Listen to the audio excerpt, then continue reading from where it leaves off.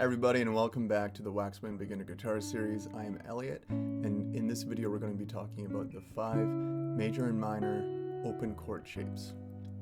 Now this video will be best viewed if you have seen some of my earlier videos on how to read chord charts and tablature, as well as my introduction to major scales in 5 different positions, as well as my interval video, which should have been posted shortly before this one. In this video I'm going to be showing you how to play the 5 basic open chord shapes on the guitar in their major and minor variants. I'm also going to be going into a little bit of chord theory and how it relates to the major scale. So a chord is when we are playing more than one note at the same time, so we're playing 2 or more notes together to create a harmony. Now the most common form of a chord is a triad. So if we relate this to the piano keyboard and we are just thinking about the white keys, so the natural notes of the C major scale or the A natural minor scale, we can start on any one of those white keys and we skip a note in the scale. So we're going a third above that starting note, and then we go another third away from that note, or a perfect fifth away from that starting note. We get a basic triad. Now the same thing can be done on the guitar. Chords work pretty much the same way on any harmony instrument. So if we start that process on C, then we'll get the notes C, E, and G, which will make a C major triad. If we start that on D, for instance, we'll get a D minor triad if we go D, F, and A. But to start off, I'm just going to demonstrate how to play these 5 open chord shapes. I'm also going to be relating these chords to the caged chord method as well. If you've heard about the caged method, that's great. It's a really great starting point, and we will elaborate on that in future videos. So the 5 basic chord shapes that we have on the guitar, following the caged order, we have the C major chord, we have the A major chord and the A minor chord, we have the G major chord, we have the E major and the E minor chord, and we have the D major chord and the D minor chord. Now, you may have noticed that I did not include the C minor chord or the G minor chord in the open position, because they are a little bit more challenging to play in the open position, and it makes more sense to play them in a different position on the guitar neck. So from any starting point, we can call that note a root, and the chord that will be built off of that root will be called by the root's name. So in this case, if we're playing a C chord, the C chord is called the C chord because it's the chord that is built off of that root note. Okay, the root is grounding the entire thing and informing how the other notes function. So in order to build a chord, we need to have the root, and we have some sort of third, either a major third or a minor third. If you've seen my interval video, this will make a little bit more sense. So if we're playing a C major chord, we'll play C to this major third above C on E. If it was a C minor, we would have the minor third. The third of the chord is the operative note. It tells us whether or not the chord is major or minor. Then we would have a perfect fifth above that C note, and we would arrive on G. So we can have C, E, and G here. However, since we can't play 2 notes on one string, we would play the G on the open third string. So we have C, E, and G. That would be our basic triad. We can limit our chord to just those 3 notes. However, since the guitar has 6 strings, we can double up some of the notes. So this is exactly what is going on in this open C shape. We are playing C, E, G, and then our first finger is playing the first fret on the second string, which is the note C, once again. Then we have the open E string, which is doubling up the third of that chord as well. So in order to make the C major chord into a C minor chord, we would have to take that third and turn it into a minor third. So we flat the third, and it becomes E flat. Now if we were just playing those 3 notes in a triad, C, E flat, G, we can play this in the open position. But then it becomes a little bit more difficult to double up the notes. We can have the C in here, but we would have to avoid playing the 2 E strings. So this E string, the low E string, and the high E string. Otherwise we get some weird tones and clashing tones. Right, we cannot have a major third and a minor third in the same chord. This is precisely why I'm deciding to leave out a C minor fingering in the open position. So following that pattern, we can build a chord starting on any different note. The next one we're going to be playing off of is the A note, and we're going to be starting it here on the open A string. These are open position chords, which means that we are going to be using open strings where applicable. So we're starting here on this A string. The A-shaped chord looks like this, or like the A minor. And in order to build this chord, we can follow the same patterning. We start on our root, which is A, and then we would need a third. Now, the third would be right here on the A string as well, on that C sharp. But since we cannot play two notes on the same string in a chord, we have to wait until we play that C sharp. So it'll be figured on a higher string. So we skip the third and we go directly to the fifth. We have A and E here, which is a perfect fifth away from A. A, B, C, D, E. And then we can double up the root on this G string. So there we have A right here on the second fret on the third string. And then we can play the third. Now the third will be here on C sharp on the second string, on the second fret. Then we can have the fifth, the E, on the open E string once again. So the notes will be A, E, A, C sharp, and E. And we're fretting with our second, third, and fourth fingers all on the second fret, on the fourth, third, and second string. And we want to be playing from the fifth string down so that our A is in the bass, the root of the chord grounding it all. If we had a different note in the bass, we would get an inversion. So one of the other notes, the third or the fifth, in the bass position. The root position is the most stable of the chords. The first inversion has the third in the bass, and it would sound a little bit more unstable. Same thing with the fifth in the bass as the second inversion chord. It would sound a little bit less stable. So the A-shaped chord can have a minor variant in the open position. And if we are making a minor chord, just like with the C minor, all we have to do is flat the third. So we have a minor third interval. So since we don't have it in this register, right, because we cannot play two notes on the same string in a chord, so we have the same fifth, that E, the fifth stays the same in between a major and minor chord. The only note that has to change is the third. So we have the fifth, we have the A once again, and then we can go a minor third from A to get to this C note right here. The C note on the first fret on the second string.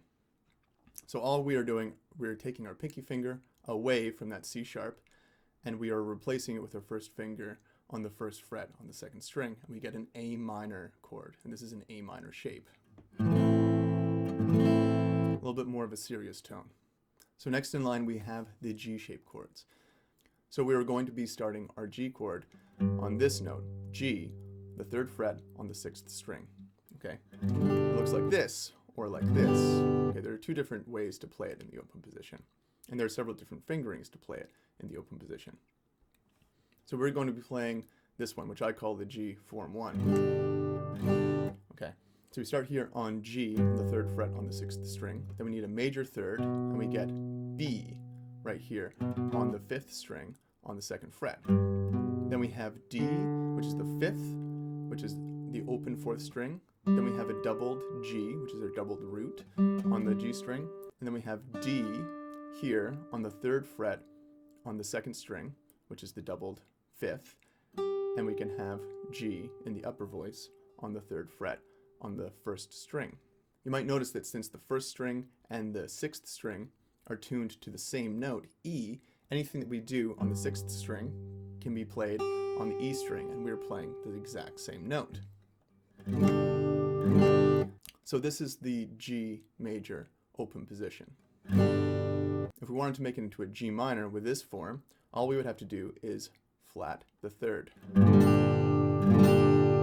But this interval, since it's so low, kind of muddies the sound a little bit, and we don't really hear that B flat coming out in the mix so much. The second way to play G would be to have the open B string involved and not play that D on the 3rd fret. So that way we are doubling the 3rd of the chord. Now this position G can also be fingered like this, with our 2nd, 3rd, and pinky finger. Some people favor this fingering when changing to the C chord because it's a little bit easier.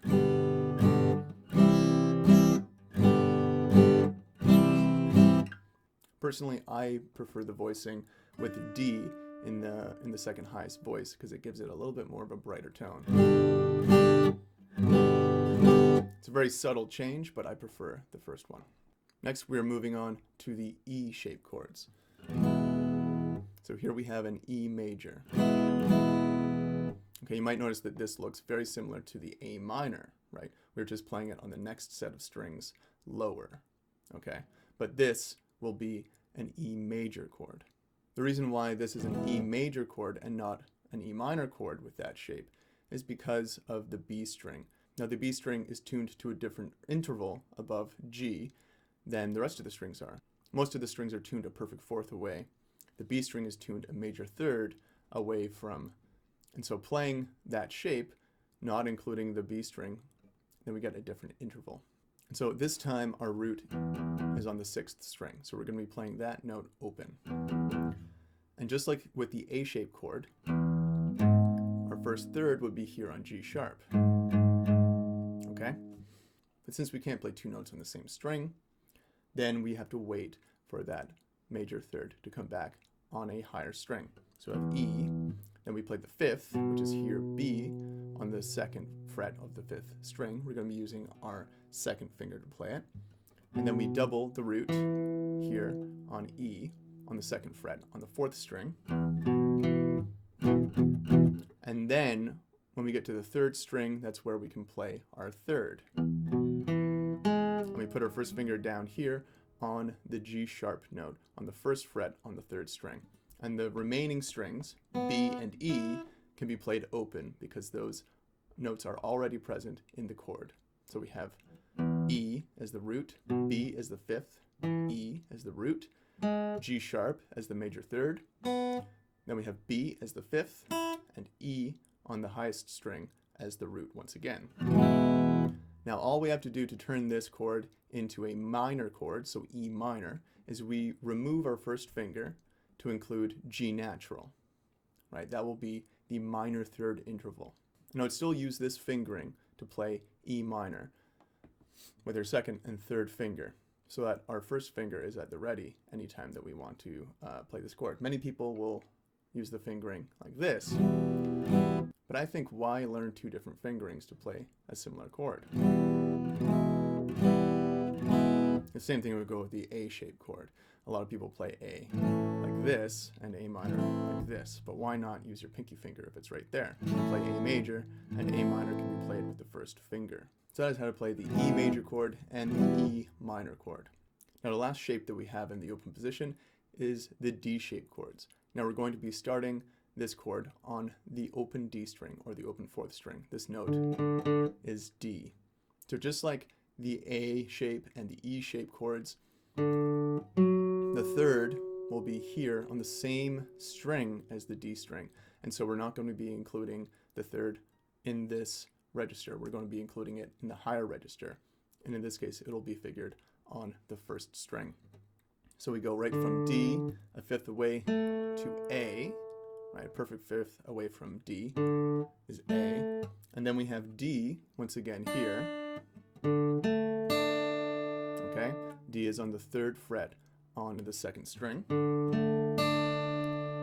And then we have our first finger free, and we're going to be playing this F sharp note on the 2nd fret on the E string. F sharp is the major third. We have this interval from D to F sharp is the major third. So the fingering for this chord goes as follows.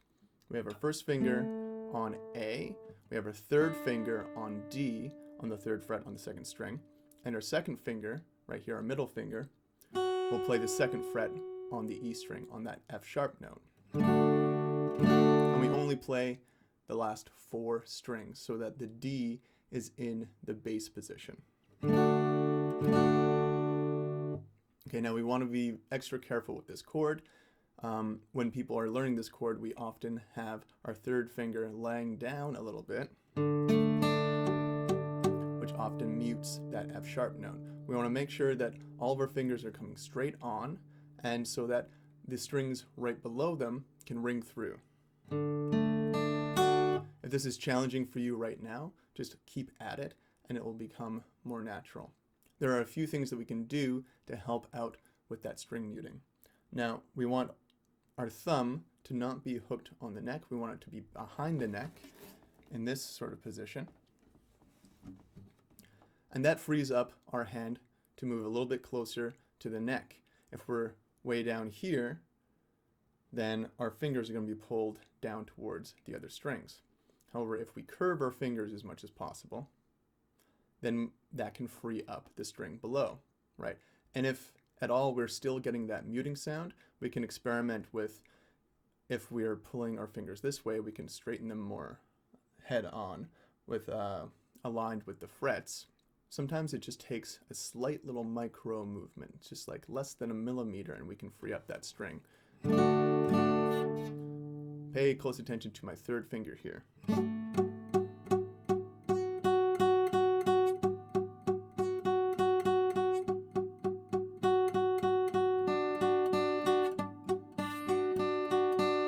Right, that movement is not extreme. It's a very, very small movement.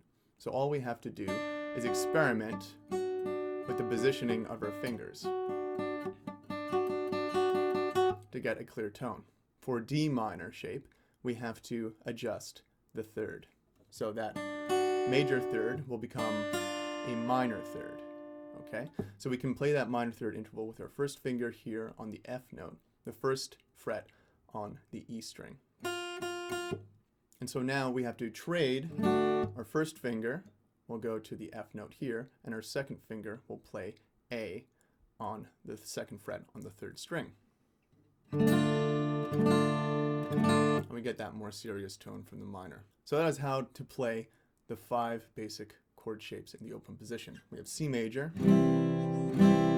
we have A major, A minor, we have G major in 2 different forms, even 2 different fingerings, and we have E major, E minor, and we have D major, D minor. Once we become very familiar with these chord shapes, then really we know how to play all of the chords on the guitar. All of the other chord shapes, all the bar chords and whatnot, are all based off of these open position chords. Even our chord extensions like major and minor 7s, dominant 7s, major and minor 9s, 13s, all these different chord extensions are based on these chord shapes. So we want to be working through these chords. We can even pull up a song that we really like, and we can start practicing the transitions between some of these chords. So when we are practicing these chord transitions, it is important that we go slowly and we focus on the movements that our fingers have to make. And that we don't try to string too many chords together right off the bat. We want to focus on the smallest movement possible until we get that under our thumb. So if we were changing from C major to A minor, all we need is that one finger to move, right?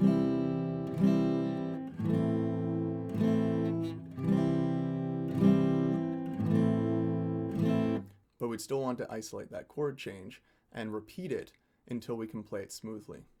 Now some of these chords, there are no common notes, right? So C major to D major, for instance.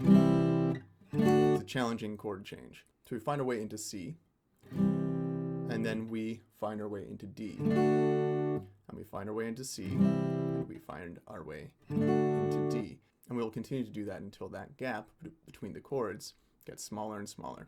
Now we can do this in a more focused way as well. When we first start learning these chords, we have to find where each finger goes, right? And it is very careful.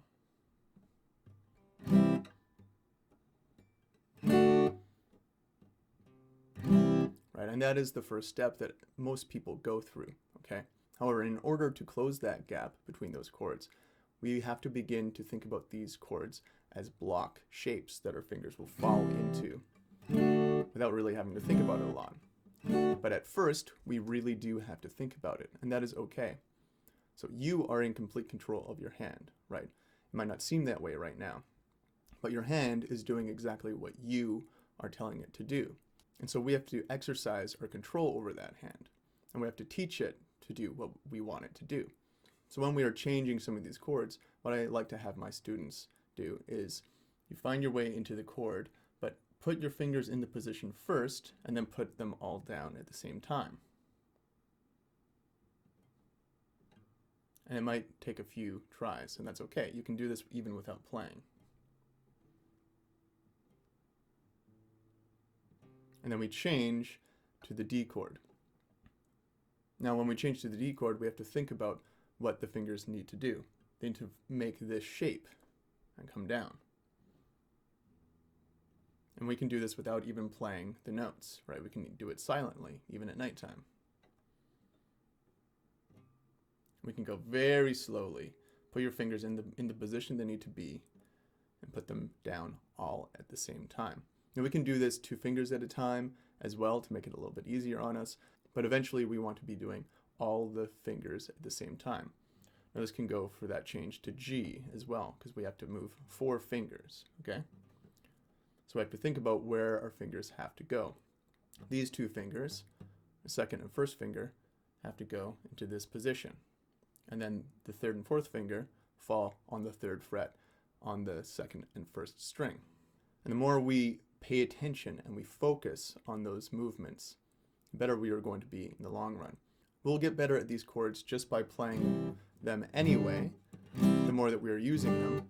However, if we take that extra bit of focus and we apply it to telling our hands exactly where we want them to go without leaving it up to chance, right? We often leave a lot up to chance. Ooh, let's see if I can make the change, and then we mess it up because we're going too fast, right?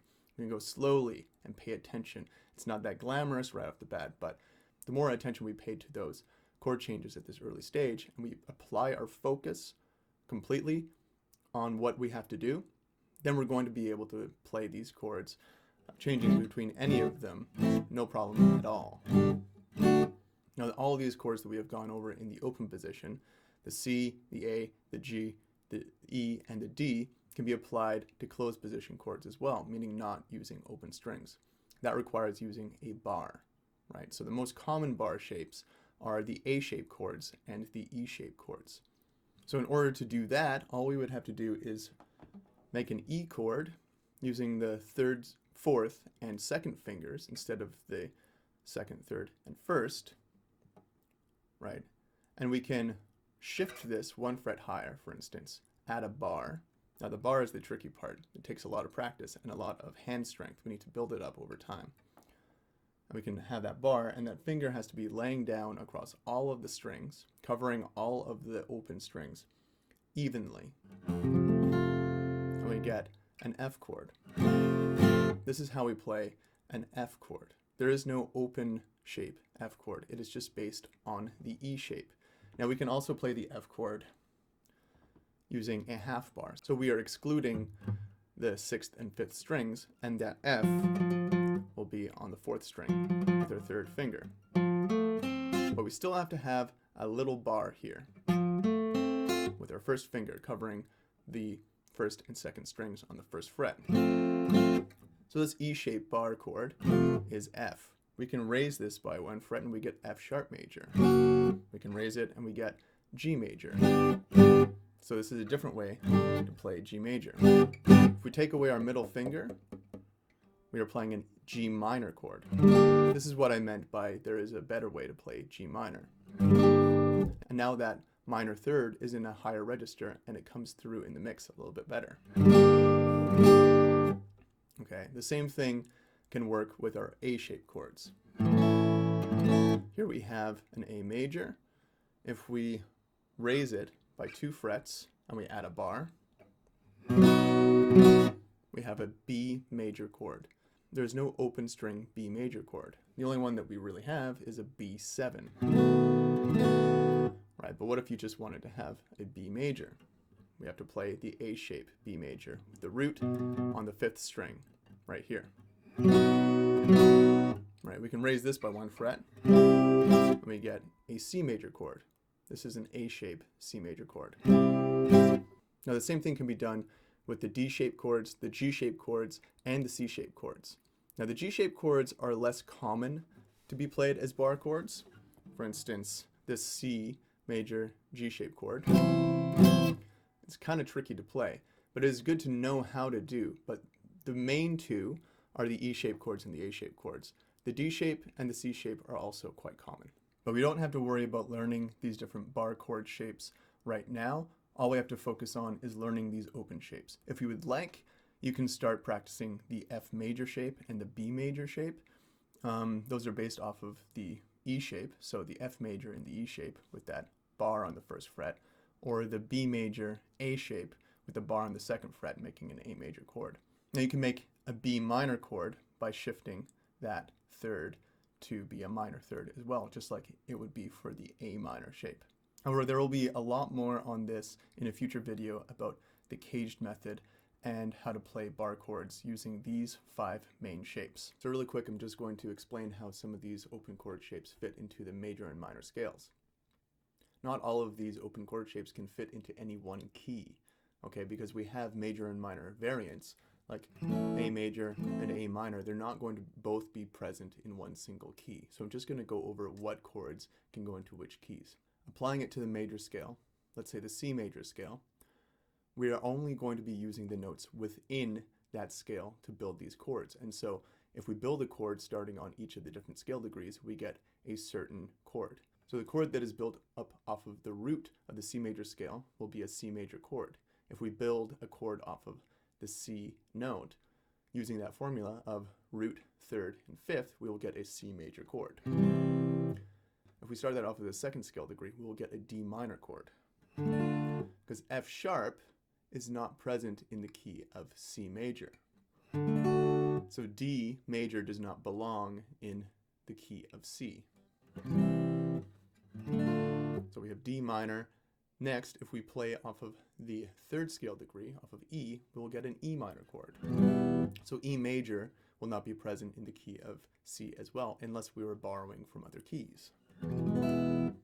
That doesn't belong in C. Then we have F major, starting on the fourth scale degree, right? Not F minor. We can also play this half bar, F. Then if we start off of the G note, the fifth, we will get a G major chord. Not G minor, G major. And then if we start off of the sixth scale degree, on A, we'll get an A minor. So A major is not present in the key of C either. And then if we build a chord off of the seventh scale degree, that B note, we will actually get a B diminished chord. Now I'm going to be handling how to play a B diminished in further videos. How we get a diminished chord is that we would have a minor third interval followed by a diminished fifth interval. So we flat that 5 and we get a B diminished chord. So the B diminished chord would sound like this. So we have a B note, we have a diminished fifth, which would be a tritone away from B, which would be the F note, and then we would have a doubled B, and then we would have D, which is the minor third above B. So the chords that would go into the C major based on the C major scale would be C major, we have D minor, we have E minor, we have F major, we have G major, we have A minor, we have B diminished, and C major. If we change keys and we're using a different major scale, we would have a different combination of chords. Okay, so if we start this off of G, for instance, now we have G major, then we have A minor, we have B minor, because B minor includes that F sharp from G. Then we would have C major, then we would have D major. Now the D minor from the C scale changed to a D major because the G major scale has an F sharp in its key signature.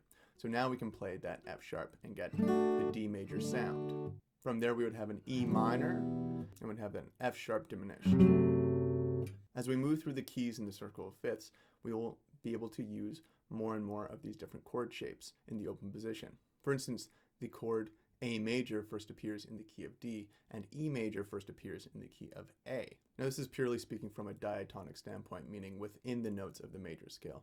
we can mix and match chords from different keys and add them together if they sound good. So if you string some chords together and they're not necessarily using all the notes within one certain key, that's okay, because there are ways that we can get around playing just within the notes of the major scale. We can borrow chords from other keys. As long as it sounds good, it's okay.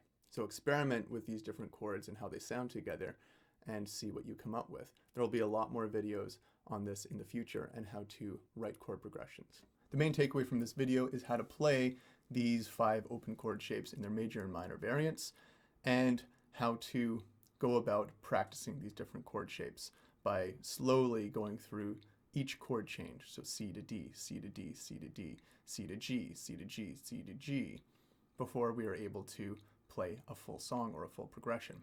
Another takeaway is how we build the chords is by having a root of the chord, a third of the chord, whether it's major or minor, and a fifth from the chord. In future videos, we're going to be talking about how to play chord extensions like major, minor, dominant, 7 chords. But for now, we just have to worry about these open chord shapes. All right, thanks for watching. I hope you enjoyed this video. If you did, please hit the like button and subscribe to the channel. Keep your eye open for future videos on beginner to advanced applied music theory for the guitar, as well as some of my mega courses which should be coming out later this year in 2021, including my creative improvisation course and a course on composition. If you'd like to take private lessons from me directly, you can visit my website at waxwingmusicstudio.com for further information, or shoot me an email at wax.wing.musicstudio@gmail.com for further info. Okay, thanks again. That's all for now, and I'll see you next time.